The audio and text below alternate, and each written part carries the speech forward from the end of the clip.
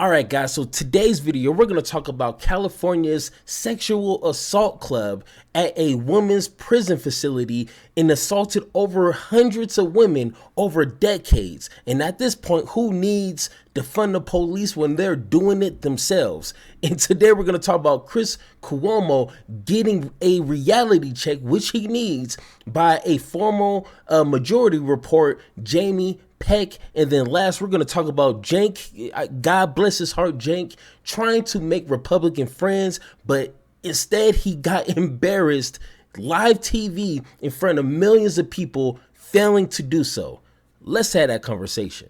So when it comes to defunding the police, I would say on paper, that sounds like it's something that could be utilized properly. But of course, Democrats and everybody else just suck at messaging. So of course the Republican Party decided to use that slogan and just do what they want with it. But it just seems like, and I put up a few stats here because it seems like the police department and these prisons seem to be doing a good job of using taxpayers' money to defund themselves. In some way, shape, or form, they're giving money back to the community, but of course, in all the wrong ways. So just real quick, between 2019 and 2023, Chicago's taxpayers spent approximately $384 million to resolve lawsuits alleging police misconduct. Notably, 200 officers, this is the crazy part, with repeated claims accounted for 164 million of these settlements. Once again, take the bad cops off the streets and don't make them police officers no more. That's costing you money. But of course, who cares, huh? In 2024 alone, New York City has spent 82 million settling lawsuits over alleged NYPD misconduct. Private prisons in Tennessee since 2016, Core Civics, the largest private prison company in the U.S., has paid over $4 million to settle dozens of complaints alleging misconduct, mistreatment, including at least 22 inmates' deaths at its Tennessee faculties. Once again, we don't need to argue about the wording defund the police. I'm never the person to talk about eradicating the police, but it seems like they are getting funded to do what? Hundreds of millions of dollars in some states like New York City. This year, $5.6 billion from taxpayers' money going to these police departments. In Los Angeles, $1.92 billion. Chicago, $1.78 billion. Houston, $1.06. Philadelphia, $790 million. Once again, is this taxpayers' money only going to these lawsuits? That's my question. Let's go ahead and go to today's story to see the biggest lawsuit settlement for prisons here in the United States, and it's crazy. The U.S. government has agreed to pay nearly $116 million to settle lawsuits brought by 103 women who survived sexual abuse and assault at a federal prison in Dublin, California, which was shuttered earlier this year. The facility, FCI Dublin, became known as the Rape Club due to rampant sexual abuse by prison staff, including the former warden, who's now in jail after being convicted of sexually abusing women at the prison. The Los Angeles Times reports $116 million is the largest amount ever paid by the federal government for misconduct at a federal prison. We're joined now by two guests. Courtney Hansen is a community organizer with the California Coalition for Women Prisoners, which helped launch the Dublin Prison Solidarity Coalition to advocate alongside survivors for systemic changes inside prisons. Aimee Chavira was formerly incarcerated at FCI Dublin and is part of the class action sexual abuse lawsuit against the Federal Bureau of Prisons. We're going to go first to Courtney. Courtney Hansen, explain the background of this case. Well, as you said, this current monetary settlement is the largest aggregate settlement in BOP history. And we are seeing this type of legal victory because of the courage of survivors who were incarcerated at FCI Dublin.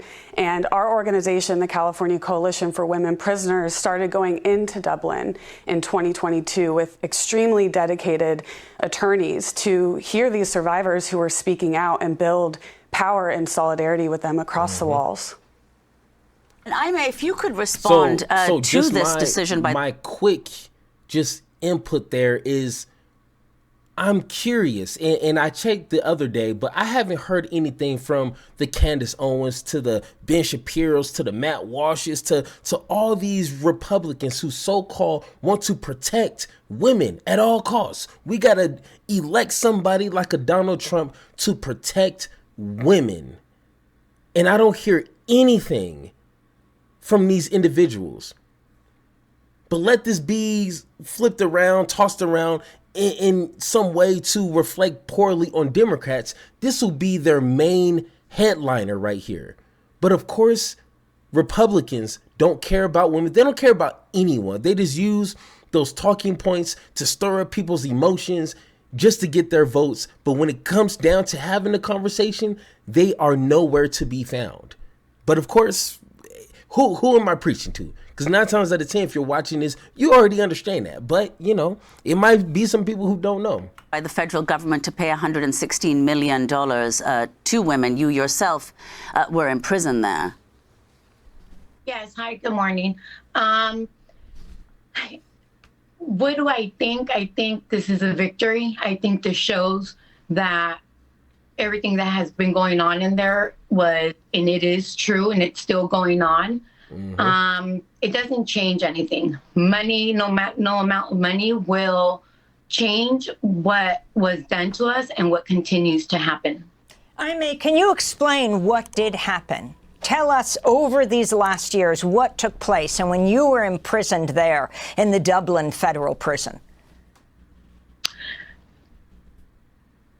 Sexual abuse, rape, assault, verbal abuse, retaliation. Behind these federal walls, people don't understand and can't imagine the severity of this problem. We were sentenced to go to prison and pay for our crime, which is no problem. But that wasn't happening. We were paying for our crime and being assaulted, sexually assaulted, mistreated, retaliated on. It went from locking us in our room. I was locked in my room and asked for me to conduct sexual activities or things. I was retaliated, sent by the warden, who is now in prison, as I complained. There's a lot of, once you start complaining behind, when you're in prison, the retaliation starts. Mm-hmm. It's not easy. It's not fun. It's not funny. These are real things that are going on in these prisons, not just Dublin. FCI Dublin went through this. This is across the board. These are all prisons. One of my, I'm sorry if I get a little bit emotional. The retaliation went from, once you complain to the warden, I myself complained to the warden on one morning. That same morning, he sent Officer Ramos, who is no longer alive. He took his own life, with another officer, Officer DeLuca. They restrict search 3 inmates in my cell, then took me to, which is called R&D. It's when you get to prison and, you got to go through this process. And I was taken there to get strip searched, to later on being asked and demanded that it was a direct order for me to strip, hand my clothes over, and use my fingers, my hand, to go across my private part. Not one, not two, a couple, more than a couple of times. Yep, and stuff like that. I don't like to imagine. It is sick, and if people really cared about other people, this should be what's being talked about. Like this wasn't just a few women. This was hundreds.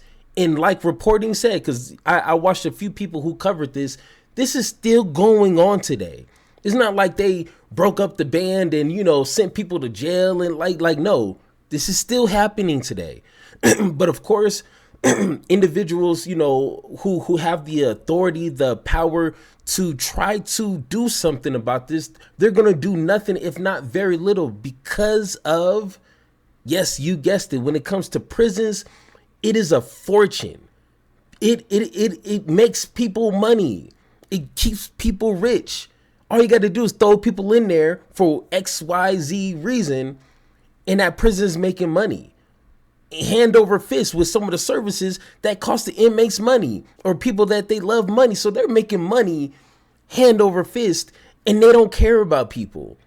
And once again, when it comes to having these conversations, it's never at the forefront of why we need to hold police officers and these individuals who run these prisons accountable, because dishing out all this money seems to not be doing anything.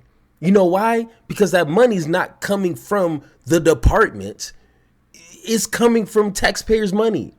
And of course, Donald Trump is the one who wants to give full immunity to these types of individuals. So you tell me, honestly, who cares about women here? Because it is not the Republican Party. That simple. But once again, guys, if you disagree or agree with anything I said in this segment, let me know in the comments down below. All right, so when it comes to the Luigi Mangione, however you pronounce his last name, when it comes to that whole situation, I said it once, I'm going to say it again. It is never right for someone to take another person's life to get something done. Obviously, any individual who cherishes life would understand that. But there's a big old but in there, okay? You don't have to tell somebody it is okay to commit violence against an oppressor, whoever they imagine or envision somebody as the oppressor. I don't have to tell them that. They don't have to go on social media to learn that. That's a human nature thing. That's humankind taking action, taking place, because that's you across, you know, animals and through historic, like, you push people far enough when it comes to oppression and just keeping them in conditions that's inhumane, they're going to fight back. That's why it's important for people to understand history. But I mean, people are too lazy to read, so that's why we seem to be repeating this. But when it comes to these kind of conversations, Chris Cuomo, which I try to have this sort of respect for people like that, because like, he's not full dumbassness, but like, he leans too far into it. It's like, brother, read the room. It is not hard to understand that. But of course, people want to have that surface level conversation without having the meaningful conversation. Because to do that, you have to dig deep. You got to get some work boots, get a bigger shovel, and put some callus on your hands. But people don't want to do that because those are tough conversations that might make them lose some money. You might lose some connections. But people like Chris Cuomo, which I'm not pocket watching, but it seems like he doesn't want to understand that.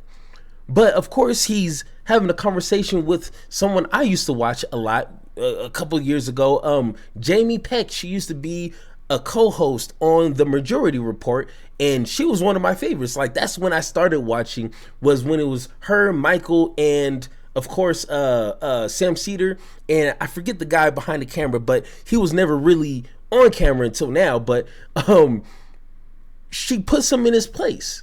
You know what I'm saying? And that's the kind of conversations I amend Chris Cuomo for bringing her onto the show, because you already know what you're going to get with that. She's a proclaimed socialist, so you're going to get that kind of conversation. But I at least applaud him for having this conversation and not bringing some millionaire just to, like, play the victim here. Honestly, this guy should run for president if he ever gets out of jail. He literally stood in the middle of Fifth Avenue and shot someone in broad daylight, and everybody loves him, not despite of, but because of that. Yeah. And I think that is a beautiful thing. Beautiful thing? Everybody loves him? Jamie Peck does. That's who you were just listening to. She is also spokesperson for a legal defense fund, which has raised, ready for this, more than $150,000. Now, to be honest, when I first seen this is my second time watching it. When I first seen it, the way he slow rolled that out, get ready for this, 150, and I thought he was gonna say million. Then I was gonna be like, damn, like I think people are going a little too crazy. But he said 150. Chris, that's probably what you make in a year. That's probably what you make just on accident, going on a couple of TV shows. That is not nothing when it comes to that amount of money that these big corporation, big pharma lobbies against. That's chump change to them. So once again, like, let's put this in perspective so we can understand where this conversation should be had, because 150,000 raised by random people is nothing. It's breadcrumbs compared to big pharma paying off these politicians year after year after year. So come on, you kind of missed me with that, but let's continue. Remember, this guy doesn't need the money. The irony is his family made a fortune off of healthcare, nursing homes. But there's no question that on social media, there is a groundswell of support, especially among younger people, for this guy, but more importantly, for what he did. Why? Let's get the answer from one of them. Jamie Peck joins us now. Thank you for taking the opportunity. Thank you for having me. Help me understand, why is it a beautiful thing? Why do you support him assassinating another human being in cold blood? So I was definitely joking a little bit, obviously drawing a comparison between what Donald Trump said about himself and the sort of explosion, this appetite, this excitement for the conversation that Luigi Mangione started. But I do think to call this an act of terrorism is an insult to the intelligence of the American people. Terrorism is something designed to strike fear into the hearts of non-combatant civilians, right? The general population. Nobody but a tiny class of CEOs has been made to live in fear by Luigi's actions, but nearly everybody knows what it's like to live in fear of having a necessary medical claim denied. So, and to add there, because she made a really good point, but I think, you know, obviously you're not going to think of everything at once when you're talking, but she could have even went even deeper. Like hundreds of thousands of people die each year, which she's about to get into, for the lack of coverage or just being denied or being delayed as much as possible. There's consequences to that. And we have conversations, but nothing to this point, nothing to where Fox News, CNN, and every media station in between is talking about this constantly. That's not happening.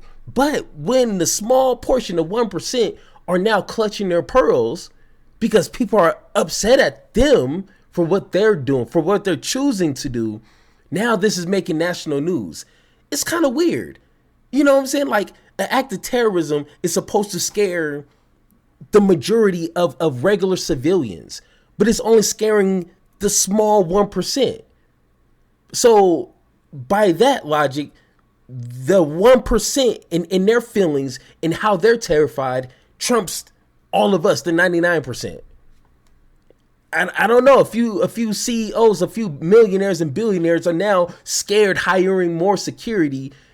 Now we need to have a conversation. Now this is national news. No, but I mean, that's just kind of weird, but let's continue. The fear of having your life ruined or potentially ended by a stack of medical bills. And I think in a system with so much violence that's directed from the top down, it should come as no surprise when violence begins to boomerang back from the bottom up onto the 1%. Mm-hmm. Also, I would like to remind you on the subject of terrorism, nearly 3,000 Americans lost their lives on 9/11, right? This is the largest terrorist attack this country has ever seen. Mm-hmm. An estimated 190,000 people are murdered each year by our broken healthcare system. That is the equivalent of 52 9/11s worth of deaths every year. Every single week, another 9/11 happens. So I got to ask, who is the more prolific terrorist in this equation? Well, first of all, as you may know, Jamie, terrorism is a specific legal standard, right? There's no question that Luigi did what he did in furtherance of a political agenda. He said it, okay? So I don't see this as a question of fact or law. It's about the policy behind it. What I don't understand, and you are somebody who in your positions is constantly trying to embrace the humanity of situations, right? I've been looking at why you support what you do with what's happening in the Middle East conflict. To me, this seems to be anathema to this. Nothing within a system gets changed by violence. So this is where it gets a little weird to me, because you obviously can say that to be a vigilante is wrong. You cannot take matters into your own hands. I agree with that, and I'm pretty sure 9 times out of 10 you agree with that. But to say that violence doesn't change circumstances, history will say wrong. History will say that you are incorrect on that. And even when he brought up Israel and the Palestinian people, if you understand history in its context, you will understand why October 6th of last year happened. Because they were being oppressed. They were being unfairly treated by some of the most horrific standards that the normal person would understand. That is not worth living in. So at some point, that human nature in you is going to kick out. And somebody's going to get the short end of that stick. And so I wish I was there and be like, hey, Chris, what are you talking about? Look at Nat Turner. Look at John Brown. You know what I'm saying? Like, these individuals were essentially with the same mindset of, this is not a condition I want to continue living in. People are not listening, and it's institutions, it's systems keeping this intact. Something has to give. So hey, I'm done ranting about that. Nothing within a system gets changed by violence. How can you expect? Yeah, we're having a conversation, but we're not having the right one, because the healthcare industry now has high ground because they've been victimized by this chooch. This isn't how we get insurance to be better, by putting a bullet in somebody's head. Why would you get behind that? Now, I've never advocated violence as a tactic for change coming from You're celebrating the guy. People that I organize with. This was a lone wolf act of violence on the part of Luigi Mangione, and it seems to have started a huge conversation among everybody about the violence, the death, and the murder caused by this broken healthcare system. Again, 9/11 every single week, indefinitely, until someone puts a stop to this madness. So we are here really to advocate for the thousands and thousands of people who have spoken up against an unjust and violent healthcare system, which is not a fact of nature. Jamie, that's 100% fine. And by the way, it's not new, okay? And for him to use the whack excuse that, people are having a conversation, but not the right conversation, is almost with the whole gun conversation when, there's another mass shooting at a school or at a park or at a mall. Like, when can you have that conversation? Because the only people who are downplaying it are the CEOs. And then when it comes to media personalities like Chris, you are the one managing the conversation. Talk about what makes this healthcare institution unstoppable. We've been having a conversation, like he's going to say. We've been having this conversation for a long time, but what has changed? Essentially nothing. Their profits are going up and up and up every single year. So, what good is a conversation if nothing is getting done? People don't want conversations. People don't want to be like, oh man, we had a conversation about health insurance. Well, I guess I'll go ahead and pay this $40,000 without no issue. No, we need action after conversation. Without action, conversations are worthless. And that's how people are feeling. Come on, Chris, put this together, man. People have been crusading against insurance companies, but there's no question we haven't gotten changes to the system that are necessary. No question. You're talking to one of them right now. I look this old because I am old, and I've been covering that system for over 25 years, and almost never positively.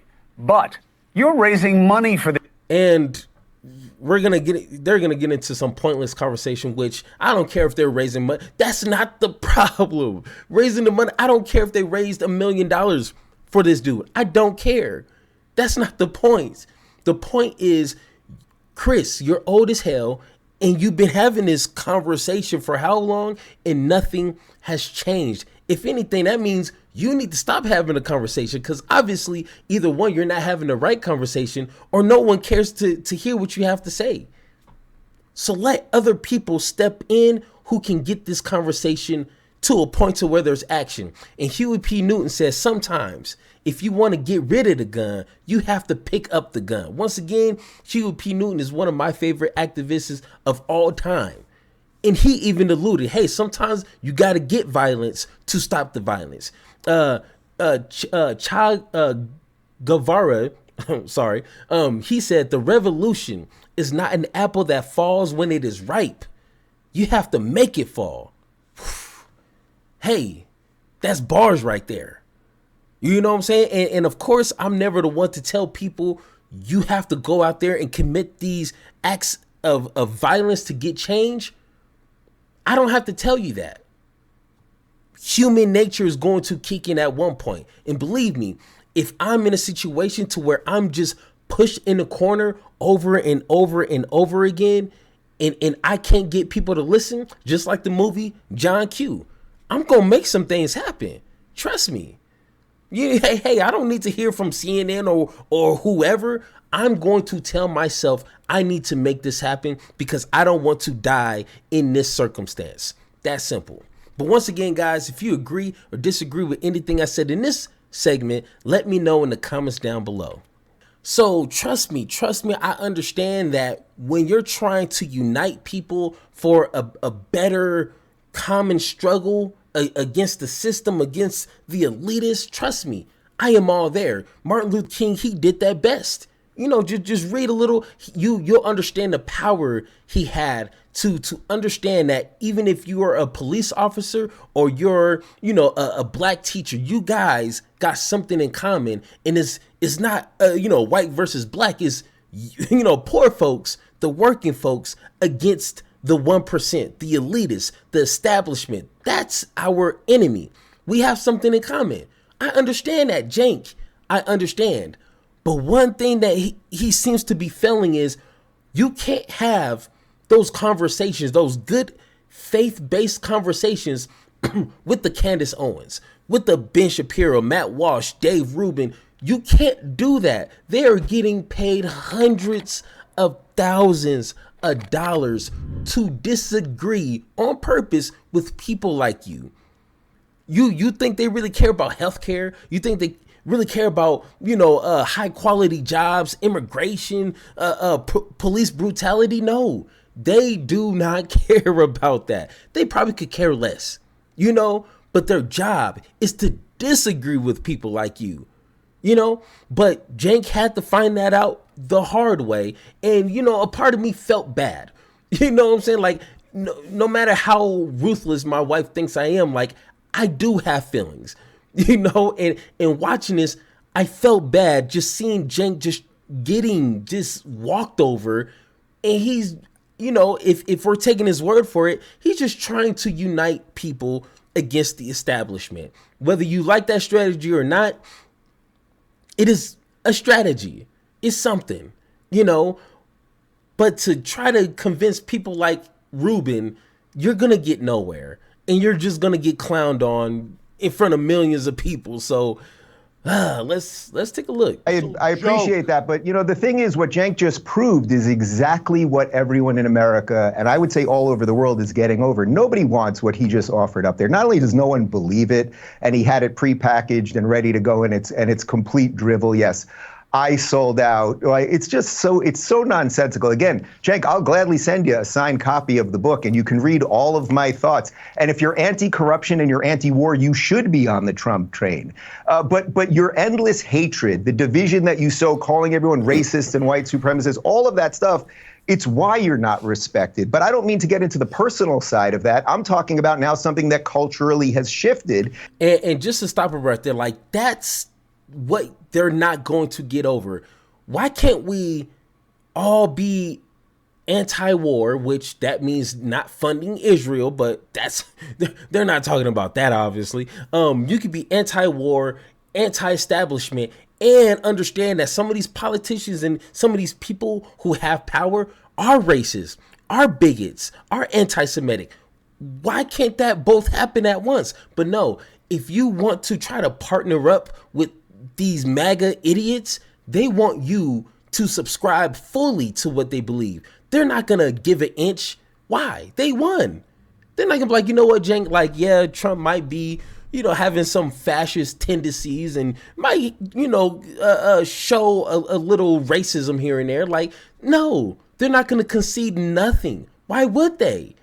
So the whole strategy is falling apart before our very eyes, but.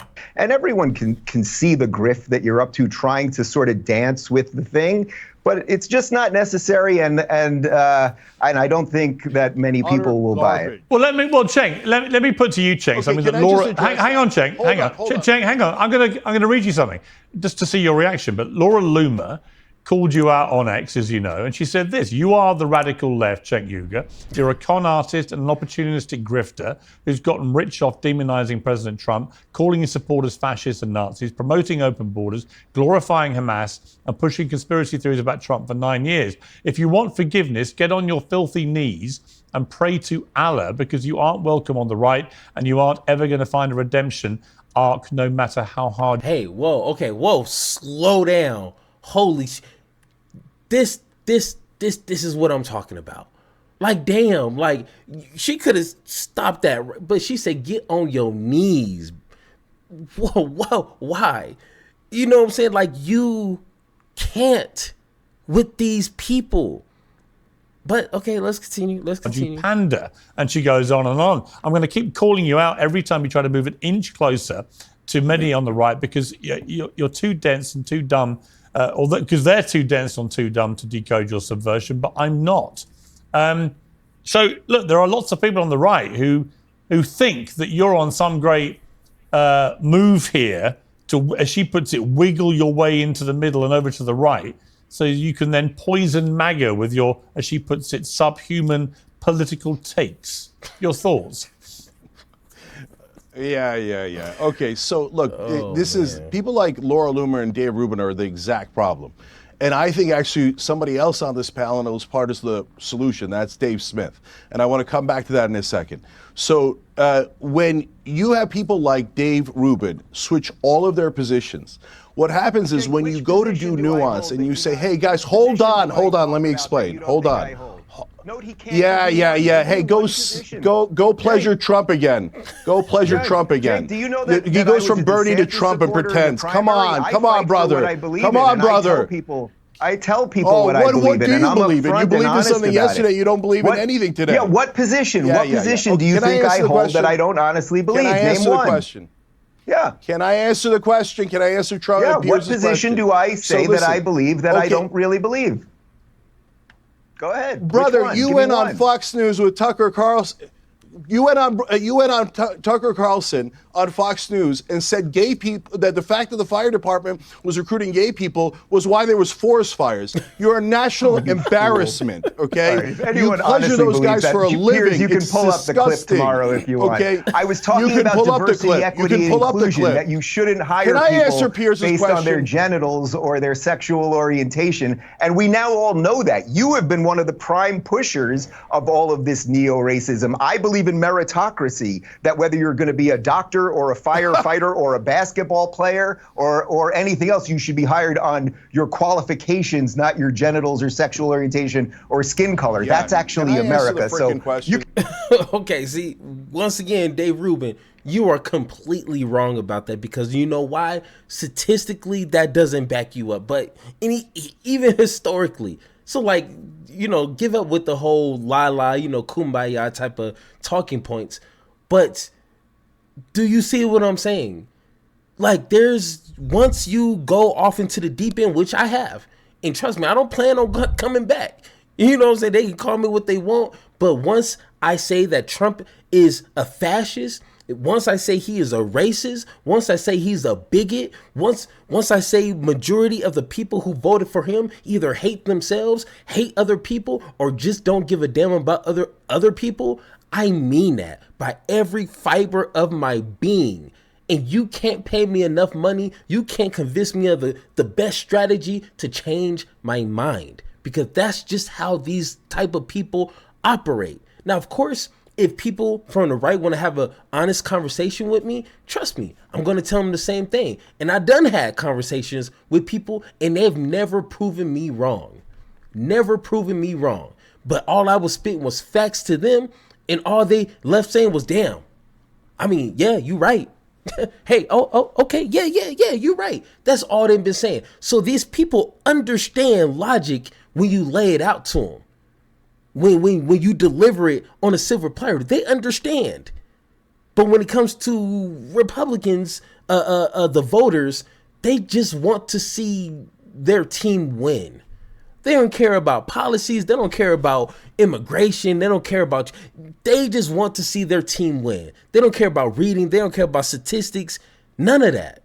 So if I was to give Cenk any type of advice, which I'm a nobody, focus on the voters, those who might be a little indecisive, some of those individuals that might be curious in understanding facts, statistics, history. Those are the individuals you need to be focusing on. But going on a panel with, all these losers here, she's a loser, he's a loser. I don't know him. He might be a loser. She looks like a loser. Like, you're not going to get nowhere with those individuals because they're comfortable. They don't need to understand statistics. That's not their thing, But Cenk, it is what it is. But once again, guys, if you agree or disagree with anything I said in this segment or this entire video, let me know in the comments down below. Become a member if you want to continue to support my channel. I would greatly appreciate it. Or hit that Discord button so me and you right here, talking to me, so we can have that one-on-one talk. And like always, let's have that conversation.